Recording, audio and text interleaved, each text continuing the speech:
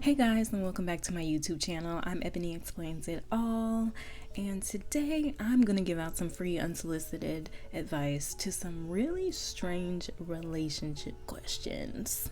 Let's get into it. The questions came directly from the Six Brown Chicks Twitter account.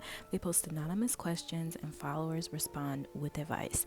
You need to follow this Twitter account because there is so much mess. Okay, let's jump right into the first question. So it says, this is my first pregnancy and my unborn baby is telling me in my dreams that my boyfriend is cheating on me. He says I'm crazy, but my baby is now naming names. I mentioned a name, then he apologized for cheating with her and left me for being a witch. Advice. And there's also another one that says, a note from Corey. So she's one of the Six Brown Chicks. FYI, this question is not trolling. She supplied screenshots of text from her ex where he confessed to cheating with the named woman and accused her of being a witch because there is no way their unborn baby should have known. So we have a pregnant woman and a psychic baby who is sending out important information through dreams. So this does sound a little wild. However, pre-birth communication is a thing. So scientists actually believe it. There's scientific studies that prove that it does happen because for a lot of women, pregnancy is a time of heightened spiritual awareness. So it's not unusual for women to receive dreams from their unborn baby that give them like really vivid and clear information. And in this case, it was information that was actually confirmed to be true for the woman. However, what is a little bit concerning about this is that the man would accuse her of being a witch because she knew the information. When in fact, if we look at it historically, witches actually have had a long past of having grievances against babies. Witches and babies really don't mix. There's actually a lot of record of European witches committing crimes against babies. In fact, in 1487, in Germany, in the town of Dan, a witch confessed to killing over 40 babies. And this is super graphic, but the way that she would kill them is that she would stick a needle through the crowns of their heads and up into their brain as soon as they came out of the womb. Another woman in the town of Strasbourg said that she had killed so many babies that she had lost count. And so she was a midwife. And the way that they found out that she was doing all this stuff was one day she had was called off to another town to help birth a baby. And on her way back, she was at the town gate and they were letting her in and something fell out of her pocket. And so the man that was at the town gate was like, oh, I'm gonna bend down and help the midwife pick her little sausage that she had in her pocket. I help her pick it up and give it to her because it's the polite thing to do. And so he picked it up and was like, this is not a sausage, this is a baby's arm. So there was a huge panic in the 1600s about European witches sacrificing babies. All the women that would have babies would rush to get their babies baptized because the witches would only sacrifice unbaptized babies and babies that had no ties to the church. So women were so paranoid, they're like, oh, we have to baptize the baby right away, because they did not want a witch coming to steal their baby and using it as a sacrifice in one of their ceremonies. In the trial of the Paris witches in 1679, Madame de Montespan was put on the stand and she detailed her participation in a witch ceremony that included baby being sacrificed. And basically she said she was only doing this kind of stuff because she was the discarded mistress of Louis XIV and pretty much she just wanted to get her man back. So clearly witches and babies do not mix. So the issue here is not one of witchcraft, it's of a man deflecting. This man has been found out to be a cheater by a baby that's still in the womb. And instead of saying, oh, you're right, that was a mistake, and trying to see if he could fix it, or being like, yes, I'm a horrible person, here's $2 million, I'm sorry, he decides to do what men have done throughout history, and that is play the game called burn a witch at the stake when there actually is no witch to burn. So my advice to this woman would be to dump the man. Okay, the baby has already made it known that this is dead weight, and the baby gave you evidence, and the baby was right. So the baby is already like, okay, you know what, I don't want to deal with it. So I'm gonna tell you before I get here, because I really don't want to deal with it. And so all the time that the mother would be using to deal with that messiness, I would say she uses that time to invest in the baby and making the baby into like an intuitive baby, and making sure that the baby's energy is protected, and that the baby is wrapped in like lotions and like soft blankets, and that the baby is paid special attention to, because the baby may have some special abilities that would be really useful if they are taken seriously when the baby is really little, and they could turn into something like really useful. I hope she figures it out. Okay, so for the next question, it says, older lady I'm seeing, she's 56, I'm 28, gets high with me, and then trashes her kitchen after I'm asleep.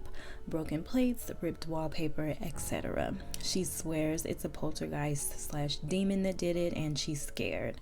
I think she's trying to move into my apartment. Advice. So let's talk about poltergeist. So poltergeist is a German word that comes from two other words. One of those words means to create a disturbance, and the other word means spirit. So basically you have a noisy ghost. And poltergeists are a really controversial topic in the paranormal world, because no one can really agree on the exact definition of what a poltergeist is. So a few things that we know about poltergeists is that they are invisible, and they also differ from ghosts. So they're separate from ghosts because they are able to do things in the physical world that ghosts aren't able to do. Poltergeists are tricksters. They like to disturb things, they like to move things, they like to make noise, they like to just move objects, slide things across the floor, do those kind of things, and ghosts can't do that. Now experts really have issues conflicting views about poltergeist, because some people believe that a poltergeist really is just energy that is following a person, and the person is actually controlling all of the disturbance, but they don't know that they're doing it. While some people believe that poltergeists don't have any backstories, they're just disturbances, and then some people are like, poltergeists do have stories. So there is a lot of confusion around what a poltergeist actually is, and in fact it's so hard to tell what it is, and because of that there are so many faked accounts of poltergeist activity. In fact, the religion spiritualism was actually founded by two sisters, Maggie and Katie Fox, and they went around a long time ago pretending to be able to communicate with a poltergeist-like spirit, and they made money doing seances, and they were invited to parties as entertainment, talking to other ghosts, and eventually years later they admitted that it had all been fake. Poltergeists also feed directly off the energy of a person, and they most often occur around pubescent children and young women. And so they're mostly around pubescent children because puberty is a time of the changing and the shifting of organs within the child, and the brain is an organ. So you have this like emotional state and this changing of the brain that does make them susceptible to poltergeist activity. So the woman in question is in an altered emotional state, an altered brain state. So she very well could be experiencing some kind of poltergeist latching onto her energy. So my advice to this man would be to try and get rid of the poltergeist and see if that fixes things. Obviously, the first step and the most important thing that you could do would be to hire a professional to come in and just take care of it. But of course, he seems to be a little skeptical that there's even a poltergeist or a demon. So here are a few things that he can try to get rid of it on his own. So one thing he can do is to burn sage and say a prayer. He can get a Bible scripture, he can find a serenity prayer, he can do a mantra, anything like that. The key important part in doing this is the tone that he has. So he cannot take a defensive aggressive tone, because that doesn't really work. It might entice the poltergeist to start a fight, to continue to battle and go back and forth. You have to take a firm and stern tone that means you're very serious, you mean business, you just need to get out, wrap it up, it's over. Another thing to try would be to spray the air with salt water, because that'll get rid of the negative energy in the air. And after you spray the air with the salt water, he should play some calm and loving, happy music, because sound is a great way to spread positive energy, to increase the good energy in the space. So if he's tried any of these things, burning the sage and the scriptures, salt water and the music, and he's still getting poltergeist activity, the next thing to try would be to just don't speak about the poltergeist, to completely ignore it. Don't give it an audience. Don't give it ratings. Don't give it a second season. Don't give it a peach on The Real Housewives. Don't invite it to the reunion show. Ignore it. If disturbances occur, act like you don't see them, you don't hear them, they don't bother you. And eventually that should cause the poltergeist to get tired. They're not getting the attention that they want, and so perhaps they will go away. But a bit of disclaimer here about poltergeist activity. So experts do believe that poltergeists are attached to a person. So if this person, and we'll say the woman that is in this question, if the poltergeist is attached to her and she goes to somewhere else, the poltergeist may follow her.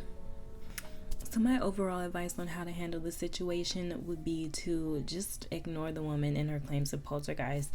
But whatever he decides to do, do not let this woman move into his apartment, because either way, it's a lose-lose situation for him. So let's say the poltergeist is real and he lets the woman move in to his apartment. The poltergeist could potentially follow her to his apartment, and so now you have a poltergeist in your actual living space. Lose? No. And so let's say there is no poltergeist. So there's no poltergeist and you still let the woman move into your apartment. Well, now you've just invited a schemer and a scammer and a manipulative person into your personal space. It's a lose-lose situation here. I don't know. He should take it for what it is and maybe just see if the lady wants some CBD or something instead. Calm down. So let's get to the next question, and this one is a bit of a doozy. So it says, his grandma watches our baby while I work and he plays games at home. Baby started throwing up black sludge. Grandma is convinced our baby is evil and refuses to babysit. He won't babysit either. Parentheses, black sludge, ... Baby ate all the Oreos while granny slept. Advice. According to spiritual research, 30% of the current population will experience some sort of possession by a ghost, demon, or other negative energy in their lifetime.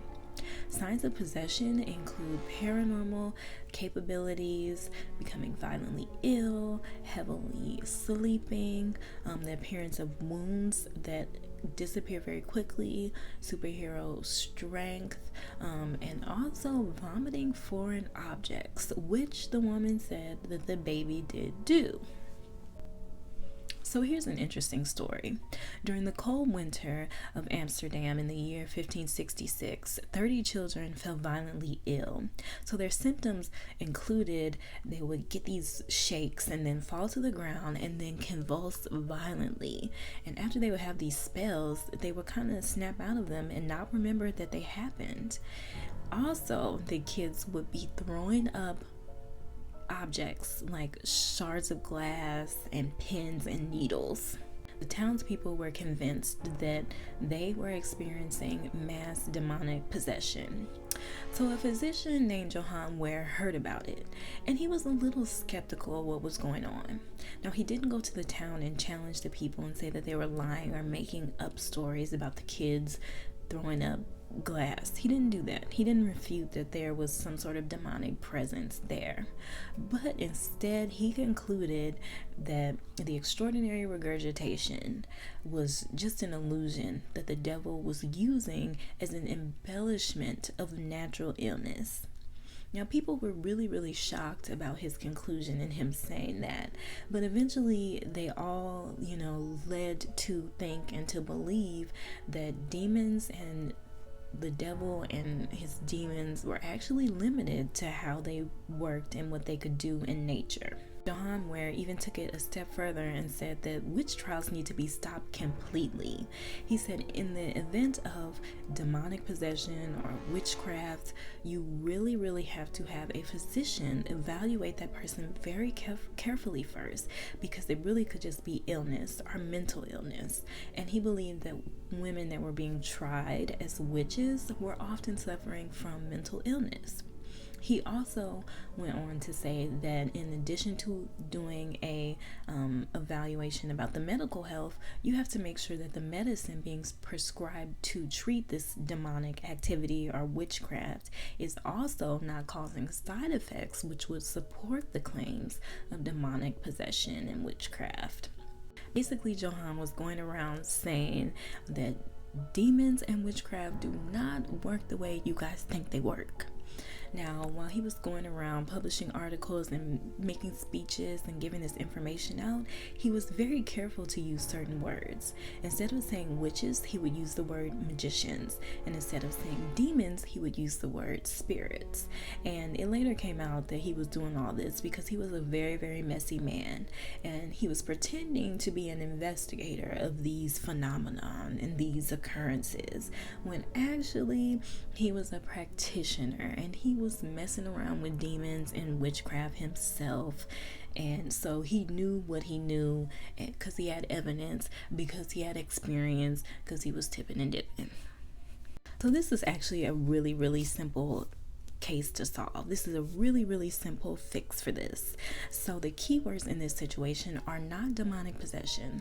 The baby threw up, baby should go see a doctor right away. Obviously, of course, sick kids, go to the doctor. No question there, nothing to debate on that end. However, the keywords in this sentence are: while I work, he plays games, and he won't babysit either. That is the real issue right here. We have a father not wanting to parent. He thinks he babysits, and he has put the baby off on a grandmother who can't really say, no, I don't want to watch your kid every single day, when you could watch your kid every single day, because that's what you're supposed to do. So instead she's like, the kid's demonic, don't bring the baby over here. It's a good excuse, a good cop-out, and I could see where she was going with that. But really, the man just needs to watch the baby instead of playing Call of Duty. And that would solve all the problems here. In fact, he put Call of Duty away, he would actually have time to take the baby to the doctor. Now, if the mother is feeling a little bit saucy, a little bit tired because she is working all the time, she wants to play her own video games because he gets to play games all the time. So why don't she play a game on her own? And while the man is out, she could destroy his video console and the actual video games. And when the man comes home and says, oh my gosh, what happened to World of Warcraft and Mortal Kombat, all she has to say was, our demonic possessed child did it. Ugh, messy. All these questions that are sent to Six Brown Chicks are so messy. Go through that Twitter account if you haven't been there, because it just be some mess on there. And I love it. It's entertaining. It has nothing to do with me, so I can enjoy the mess. So in the comments below, if you have had any experience with paranormal activity, you've had demonic children, or you've seen a poltergeist, let me know, because it was kind of hard to find some information about these things. And I do love hearing real life experiences and mess from other people. So let me know in the comments below what advice you would give to these people. How should they have handled this? Let me know, because I want to hear it and I want to read it. And if you've seen any more cases about demonic possessed children, let me know, because really when I googled it, all it said was that your child is not demonic possessed. Your child is a toddler. Don't forget to like this video and subscribe, and thanks for watching.